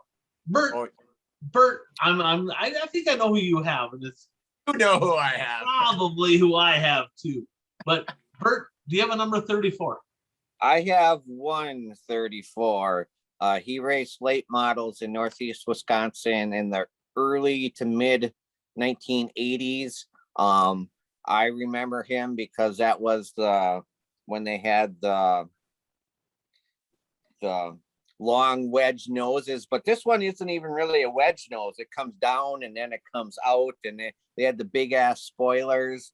But I got this picture when I was like 11 years old, and I still have it. But Mike Kelly was number 34. I really don't have any stories about him, but like I said, I like this car just because of the weird ass nose and and the big ass spoiler. That's so if you were 11 years old, that must be what, like 50, 60 years ago? Yeah, something like that. I didn't know they had colored pictures in the 50s. Puka, who do you got? Well, the guy that raced around up in the Northland and then at Cedar Lake, Rice Lake area for a long time, Dale Gangle, was just synonymous up here. And actually, and thinking about it a little bit today, kind of really made a quiet exit from the sport. All of a sudden, he was just kind of gone. I don't even know when that was. He was just, a longtime superstock driver, many points titles down at Cedar. And then, his younger years racing up here. I actually used to drive up here. Where were they? Circle Pines? Yep. Come to hit every weekend. And then eventually, I don't know, got sick of driving or what. And then, started going to Cedar weekly and maybe midnight. Yeah, probably mid-90s, probably somewhere in there. And me and my old pit guy Changa, we talked about some of the drivers we raced against, and quite honestly, Dale Gangle, he's one of the guys, right? And I say, hey, that guy was good and this guy was good. Dale Gangle was legit fast, right? He was one. If I had to put together the top 5 super stock drivers that I competed against in all my years of super stocks, he'd be on that list. Because he was a powerhouse. I mean, it didn't matter where he raced. He was always in the conversation. He was clean, too. He wasn't a guy that was going to rip the side off your car. Him and I had many good races at Cedar Lake and over at Superior, probably them two. And then he probably won't like this, but he's the guy that I passed to win my first ever Labor Day shootout in 1996 at the Hibbing Raceway. Okay. Yeah. And but Dale Gangle, I mean, just unbelievable. Behind the wheel of a race car. He might still be, I'm not positive on this, but he might still be the all-time win leader in super stocks at the Cedar Lake Speedway. And if he's not, he's second. He's right there, but I believe he's still number 1. Jesse Radetsky's probably coming, right? Ron Mader is trying to get over the hump, but Dale Gangle is for sure in that conversation. And there's a Gangle kid running a Hornet. I don't know if that's a nephew or maybe a cousin's kid. I'm not really sure how that works, but there is still a Gangle racing at the Hibbing Raceway and at the Grand Rapids Speedway. But Dale Gangle, that's when you say 34, automatically what comes to mind, Dale Gangle. I do have 2 more, not quite as much of a story on these 2. Do you remember Keith Preston? No. He was a street stock guy from Proctor Superior. I think he's from Duluth, maybe. But he come up, I believe he was, I'd have to look back, and I feel like I should have had this on paper, but he might have won the first hobby stock feature at the Labor Day shootout when they had him. I think he won at least one, but I remember him. He was one of the guys that, the only guy I can remember growing up, like watching him, and he would shift. And like he'd shift in the middle of the straightaway. So, I mean, it was crazy, but Keith Preston was a force, and he ran against Scott Lawrence and some of those guys back then. And then another guy, you might remember this name, Gary Corneliuson. I do remember the name, but I can't picture anything about him. Yeah, he passed away just a few years back, and Lauren Inman and I put together a memorial race for him over at the Proctor Speedway. He was at North Shore Dental. He was the racing dentist. One of the nicest guys out there in the sport. Just he ran supers for a long time, and just that guy that literally everybody got along with. And you know, one of my honors that I had in racing was being able to help Lauren put together that memorial race for him in Proctor. And you know, he's married in with the Inmans, right? I'm not exactly sure how that works, but Andrew Inman, of course, running really strong in the Midwest Mods, would be kind of a through marriage relative of Gary Corneliuson. But I've got another guy gone far too soon. So off of that, and now we're going to jump onto a little who's hot and who's not, brought to you by our friends over here, the Blue Line Breweries. Like you said, Bert, it's gonna be 100 degrees there tomorrow. It was 100 degrees here today, but you could do coffee like my daughters do it. Put ice in it and put a bunch of that sweet stuff in it. Mix it up, and it's 500 calories, which will do you good at the beach. Blue Line Brews, 10% of profits, as always, go back to the fallen or injured officers in the line of duty. BlueLineBrews.com. Oh, it smells so good. BlueLineBrews.com. There's a spot for a promo code. Type in save 15, save 15%. They also have the K cups, which are obviously super convenient. That seems to be the way that most people do coffee these days. So BlueLineBrews.com, save 15, or look for this label in the Ashland area, the Twin Ports area, Bemidji area, Iron Range area. There are select stores that do have Blue Line Brews on the shelves now there. So thank you for everything you're doing, Blue Line Brews. Awesome. Bert, who's hot? Well, I got to go with Johnny Whitman. Wins the Clash at the Creek, and then he wins the feature at Toronto Speedway. So it was a good week for him.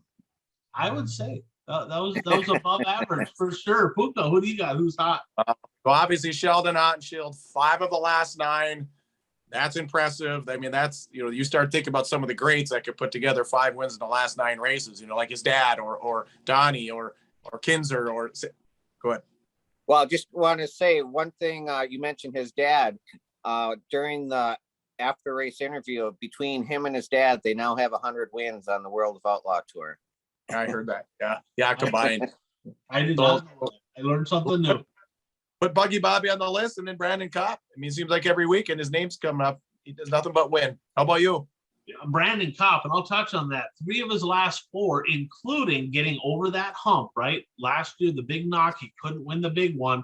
He won the Mod Nationals in Superior. He also won the Advantage RV Mod Tour race at Proctor in his last 8 races, all on the podium.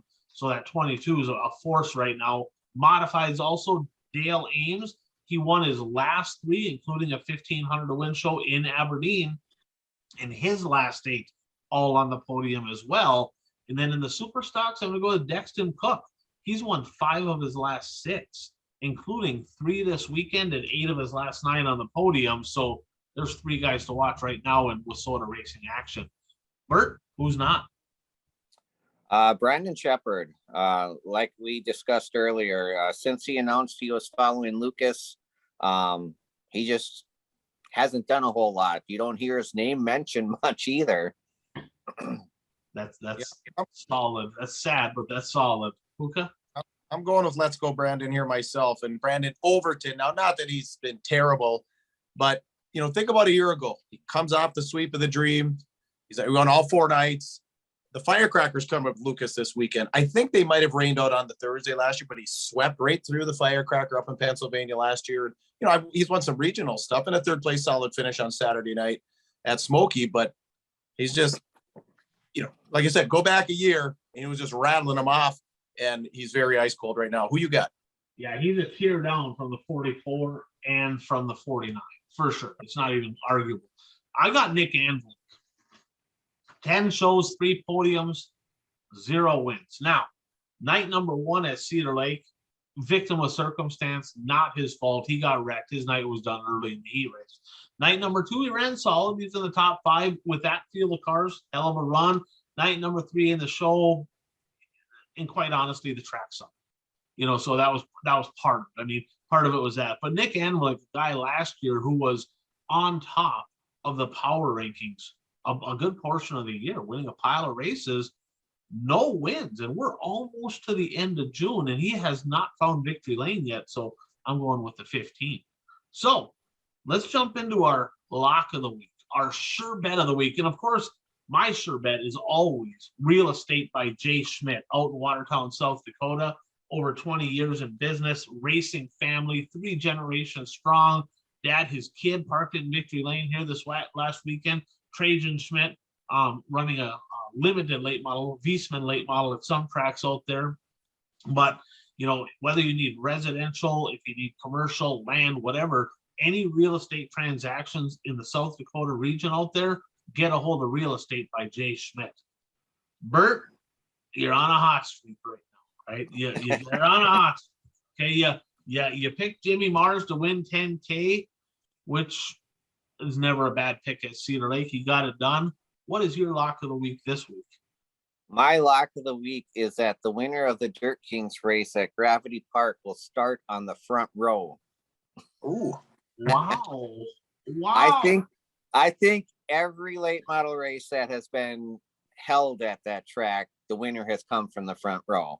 Bert getting kind of salty over there. So no more Blue Line Brews. We're drinking Bert's Haterade is what we're drinking. So if a driver wins the race and they don't start on the front row, I will give them $20. Whoa. All right.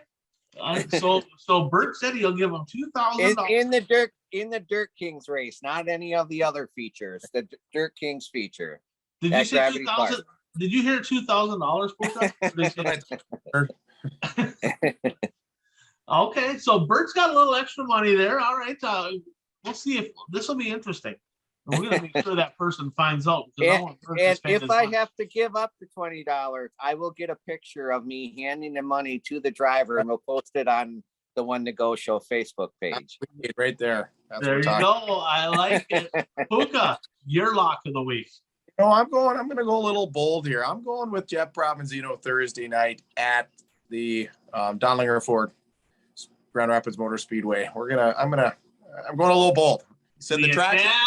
Stallion. He's fresh off a win at Hibbing, right? So I'm going. You said the track's be a little bit different. I'm going with Bravo Thursday night. All right.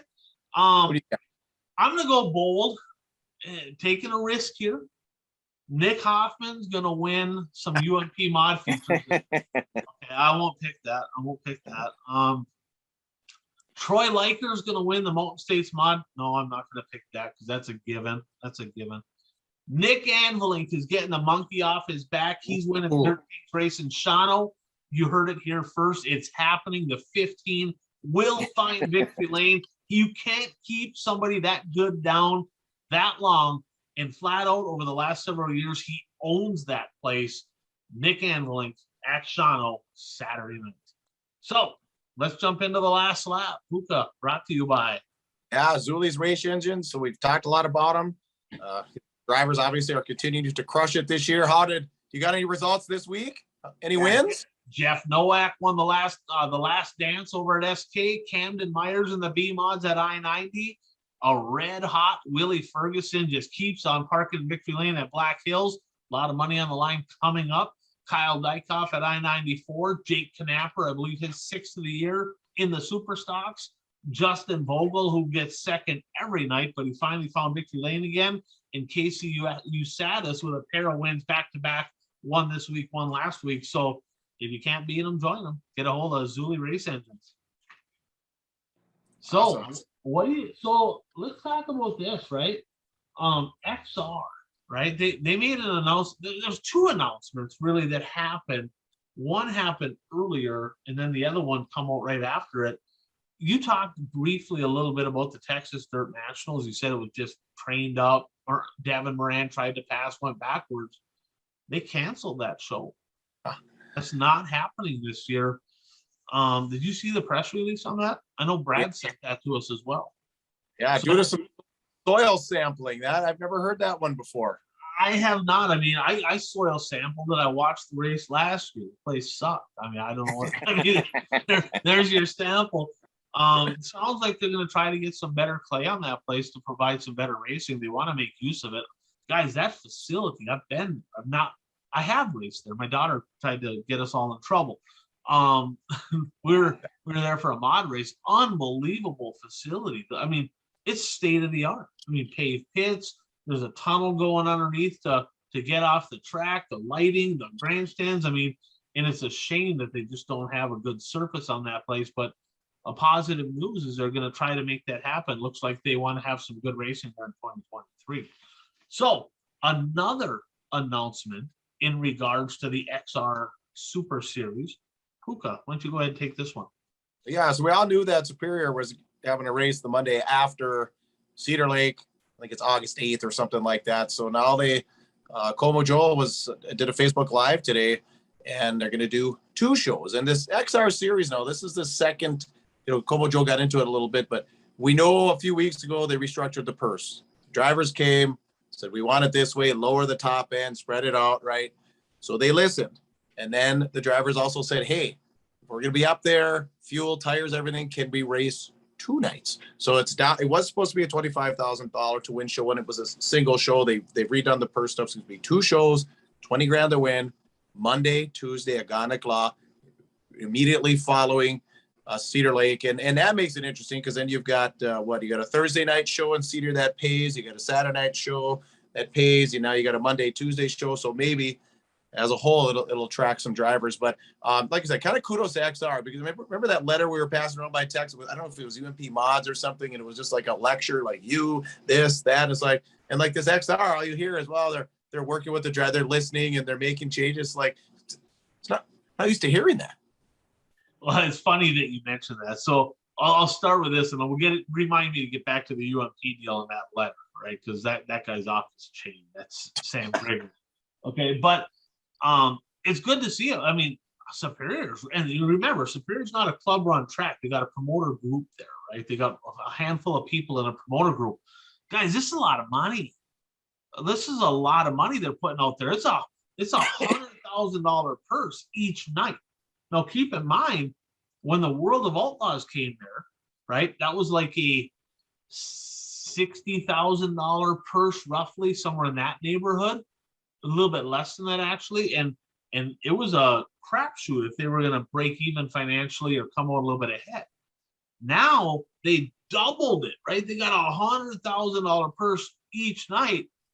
I really, really hope that people come out and support this deal. I mean, I don't want to be a naysayer or negative or whatever, but I mean, we look back at this week's show, right? The XR Super Series was at Belleville, and they wanted to piggyback, I guess, in a roundabout way off of Eldora, and they only had 7 real, top tier late model guys. They had, really no cars. Very low car count. 7, I think they were under 24 the first night. They were right at that the second night. And a lot of those guys ran both late model races. So they were kind of doing double duty deal. You got to remember, we're in an area, right, where there's not a lot of open late models. So they rely on, it has to be travelers coming in, and hopefully the weather cooperates, and hopefully that people don't destroy their stuff in Cedar, because in theory, you got a couple good paying shows there that people can just roll right up from Cedar Lake, take a travel day and race. Hopefully it's good. I will say this, it's pretty much certain that you're going to see JD, Madden, and Fergie, right? Probably, well, Ricky Weiss didn't go to Belleville, and he had been running good in that point. So it's hard to say who's going to be there. Over and under, we can talk about it as it gets closer, but do you think that they'll get 20 open cars? Oh boy, that might be tough, because you have to remember also, Tuesday night they got to hightail it. They race Thursday in Florence, and that's 100,000. Did they raise that to 100,000 this year for the North South? Is it 75? 75. So that's a 3-day Thursday, Friday. So, but you get the Iowa cars. I'll go with the 20, because if you got the Iowa cars, Oh, but it's Monday, Tuesday. Boy, that makes it. Yeah, we're gonna have to come back to that one because, like you said, it's not a Dolly Parton purse. So if a guy can come in and say, I mean, I have no idea what Fifth pays, but if Fifth pays $7,000, it might be worth it to him. Well, Bert, what do you think? I mean, do you think they're going to struggle to get cars there, or do you think that they'll do okay? I think 20 might be pushing it a little bit. And I mean, I know that, I mean, you touched on this a little bit, and I know we're discussing car count right now, but my first question was, can the area support the USA Nationals plus 2 shows up in Superior fan wise? I mean, do fans have enough money to go to those 3 shows? I mean, how far is Superior from Cedar Lake? 2.5 hours. 2.5. Okay. Yeah, and you got to remember that's the Twin Ports, right? And the one thing, the borders are open. The one thing Superior has going for them right now is they get a huge following from Thunder Bay, right? Yeah. So I would not be surprised if they have a big contingent going to the USA Nationals from Thunder Bay that are like, hey, we're just staying, we're going to Superior. Hopefully they do good. And quite honestly, the track's been good at Superior. I mean, it was a little sketchy one night where it was a little marbly and dusty, but it doesn't seem to latch up. It doesn't seem to rubber down. It's not a track typically where it's high horsepower is going to win the race. Remember at the World of Outlaw race last year, Prochnow and Eder ran well. They were battling up front. We'll talk more about this as it comes, but this is a possibility here where maybe a local guy with a Wissota motor could, I don't know if he's going to win, but compete at a make fairly some money. I keep bringing up Terry Volz's name here, right? And my buddy Terry, not so much always, but that's okay. He's done a lot. He's been around racing for a long time. Somebody texted me this, and they said this is why Terry Volz always had the theory of, if I'm having a big paying show, that money is going to a class where my drivers can race at it, right? He has the Rumble. You don't really see a World of Outlaw, XR, Lucas, anything like that at Brown County. You don't see that, right? And the reason, at least not when he ran the track, they tried a couple things when he didn't run it.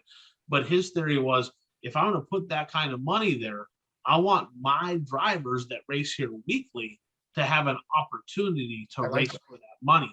And so part of that is that, but the other part is, you're going to get cars, right? Yeah. You're going to get cars. So I tell you what, huge hats off, huge risk. I really hope that things go well at the Gondik Law Speedway. I mean, it's a track that I raced many laps around that place, and they're taking a big risk. So fans, there's some of these drivers have never been to the Gondik Law Speedway before.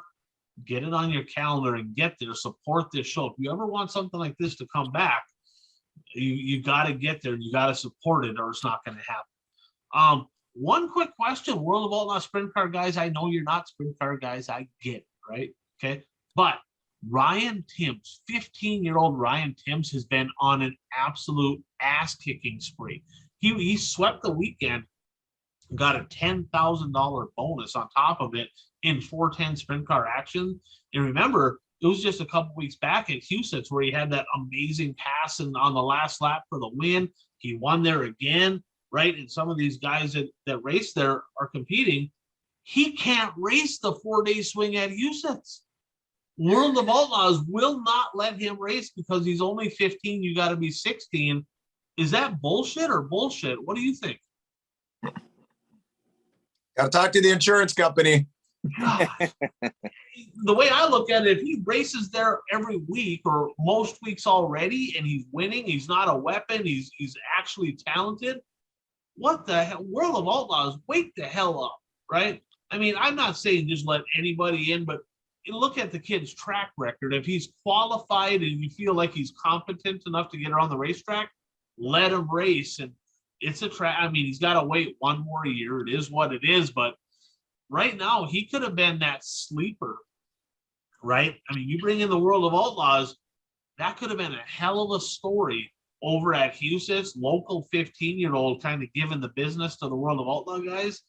We're going to have to wait one more year for that to happen. So this week in the picks, boy, Jeff had a big jump. Holy shit. like Puka, you had a pretty big lead, and Jeff he said, okay, that's enough of that. You and him are now tied at 78, and I'm down here at 71A, and Bert is at 70, and Mike's at 35, Brad's at 25. And this week again, guys, 10 picks this week. 10 events that we're gonna pick at. There's a lot of races going on. 4 World of Outlaw sprint car races, including 100,000 to win Saturday night at Huset's, all 4 at Huset's. Lucas Oil Dirt Late Models, Thursday through Saturday. It's 3 complete shows. Is it literally 10, 10, 50? Is that what it is? I'm not 100% positive on the pay at I'm assuming they're not doing the qualifying features. They're paying every night. Well, I can tell you right here. yeah, they are paying every night, and I'm not sure how much. That sounds about right. It's gonna go 10, 10. Yeah, you can look that up. And then we're going to pick the World of Outlaw Lates Friday and Saturday at I-55, of course, co-sanctioned with the Hell Tour. That's 10 and 20. I know Lernerville's 50 grand on Saturday for sure. And then Sunday, they're running at Jacksonville. So a lot of action. You know, we got Challenge Series coming up this weekend, right? So the NLRA Late Models has a 4-night swing. They're at Ada. They're at I-94. The Golden Hammer at Devil's Lake. And then Sunday, they got a special at Grand Forks. So you got 4 NLRA races. The structural buildings with Soda Late Model Challenge Series, they're back in action. Ogilvie and Granite City this weekend. Mountain States Mod Tour, Rebel Midwest Mod Tour, Ada. I'm looking at it here. You got Ada, Grand Forks, Greenbush, and Buffalo River. They got Rebel Midwest Mod and Steffes Speedstock Tour. Just kind of looking, of course, Bert mentioned the Dirt Kings at Gravity Park at Shawano. Big Sky in Sheridan at Mountain States Mod Tour, $12.50 to win, and Streeters at the Black Hills. Gondik Law Speedway, guys, $1,000 to win for Mod Superior this week. So modifieds get out in full force, $1,000 to win. And Fiesta City Speedway, $1,000 to win in the Midwest Mods. Lots of racing going on. What's you guys have any plans on going to events, and what are you most looking forward to this week? Well, I'm looking forward most to the Dirt Kings races just because it's local. I plan on going to Shawano Speedway on Saturday night, and I'm toying with the idea of going to Gravity Park. I've never been to that track before, so I'm thinking of going to that race. And one thing I got to mention about the Dirt Kings race, I mentioned Jared Seifert earlier in the show. He led much of the Clash at the Creek in the Mod. He posted on Facebook that he will be racing the Dirt Kings this weekend in his new late model. Nice, nice. So, hey, speaking of late models, did you happen to see, Puka, that Skeeter Esty had a late model out? I believe he was in Proctor. I don't think he was in, well, Superior didn't have him. So Skeeter Esty got he was in Hibbing 2 weeks Proctor. ago. Yeah, he was in Hibbing 2 weeks ago. Oh, he was? Okay. But I think he had the duct tape on there. That was it. So my brother and dad were like, what? One of the Estes, and yeah. So there's another car in the field. Yeah, right. Yeah, I forgot. Yeah. So I didn't even look close enough at my calendar to realize the O Show had the Challenge Series. I mean, I'll be at Hibbing on Saturday, possibility of Grand Rapids on Thursday. So, but I do plan on getting back in the swing of thing with racing this weekend. How about you? You're on the road?